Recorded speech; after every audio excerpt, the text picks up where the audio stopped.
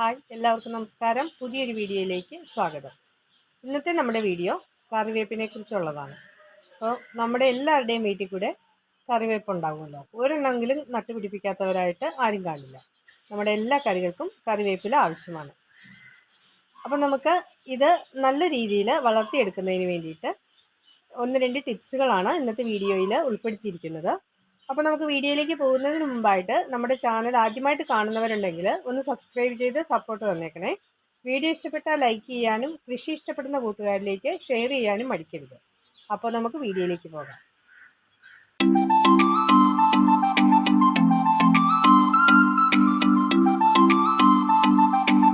കറിവേപ്പ് ഒത്തിരി പൊക്കം വെക്കാതെ വളരുന്നതിന് വേണ്ടിയിട്ട് അത് നമുക്ക് മണ്ട മുറിച്ച് നിർത്താവുന്നതാണ്.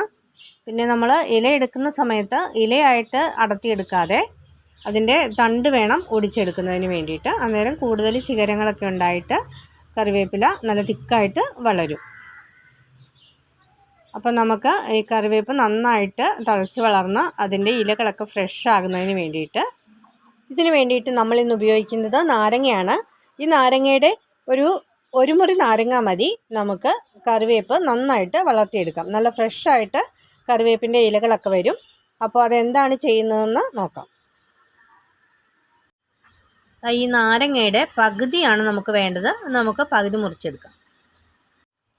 ഈ നാരങ്ങയുടെ പകുതി നമുക്ക് കുറച്ച് വെള്ളത്തിലേക്ക് 1/2 ലിറ്റർ വെള്ളം മതി, അതിലേക്ക് നമുക്ക് പിഴിഞ്ഞെടുക്കാം.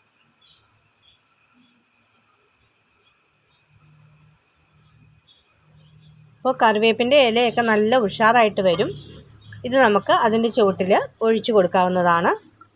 ഇപ്പം നല്ല ഫ്രഷായിട്ട് നമുക്ക് ക്ഷീണമൊക്കെ വരുമ്പോൾ നമ്മളൊരു നാരങ്ങ വെള്ളം കുടിച്ച് കഴിയുമ്പോഴത്തേക്കും നമ്മൾ നല്ല ഫ്രഷ് ആവില്ലേ, അതുപോലെ തന്നെയാണ് കറിവേപ്പിൻ്റെ ഇലകളൊക്കെ നല്ല ഫ്രഷായിട്ട് വരും. ഇത് ചുവട്ടിൽ ഒഴിച്ചു കൊടുക്കാൻ മാത്രമേ പാടുള്ളൂ, ഇലകളിലൊന്നും സ്പ്രേ ചെയ്യരുത്. നമുക്ക് ഈ വേനൽക്കാലത്തൊക്കെ കറിവേപ്പിൻ്റെ ഇലകളൊക്കെ ഇങ്ങനെ ഇലകളുടെ അടിയിലൊക്കെ കറുത്ത നിറത്തിൽ കാണാറില്ലേ. അപ്പോൾ അതിനൊക്കെ ആയിട്ട് നല്ലൊരു ടിപ്സാണ്. നമുക്ക് ഒരു ദിവസം പഴക്കമുള്ള കഞ്ഞിവെള്ളം ആ ഇലകളിലെല്ലാം സ്പ്രേ ചെയ്ത് കൊടുക്കുകയാണെങ്കിൽ ആ ഇലയിൽ കറുപ്പെല്ലാം മാറി ഇലകളെല്ലാം നല്ല ഫ്രഷായിട്ട് വരും. അപ്പോൾ ഇത് നമുക്ക് നാരങ്ങ പിഴിഞ്ഞെടുത്ത വെള്ളമാണ്. ഇത് നമുക്ക് കറിവേപ്പിൻ്റെ ചുവട്ടിൽ ഒഴിച്ചു കൊടുക്കാം. നമ്മുടെ ചെടികൾക്കായി ഏതൊരു വളം ചെയ്യുമ്പോഴും അതിൻ്റെ ചുവട്ടിൽ നിന്ന് അല്പം മാറ്റി വേണം നമ്മളത് ഒഴിച്ചു കൊടുക്കുവാനായിട്ട്. അപ്പോൾ അതിൻ്റെ വേരുപടലമെല്ലാം അവിടെ ആകെ വ്യാപിച്ചിട്ടുണ്ടായിരിക്കും. അപ്പോൾ ആ ചെടി അത് വലിച്ചെടുത്തോളും. നേരെ ചുവട്ടിൽ ഒഴിച്ചു കൊടുത്തു കഴിഞ്ഞിട്ടുണ്ടെങ്കിൽ ചെടി കരിഞ്ഞു പോകാനൊക്കെ ഇടയാകും. നമ്മൾ ചെയ്യുന്നതിൻ്റെ ഡോസ് കൂടി കഴിഞ്ഞിട്ടുണ്ടെങ്കിൽ ചെടി വാടിപ്പോകാൻ ഇടയാകും. അപ്പോൾ വീഡിയോ ഇഷ്ടപ്പെട്ടെന്ന് കരുതുന്നു. വീഡിയോ കണ്ട എല്ലാവർക്കും നന്ദി.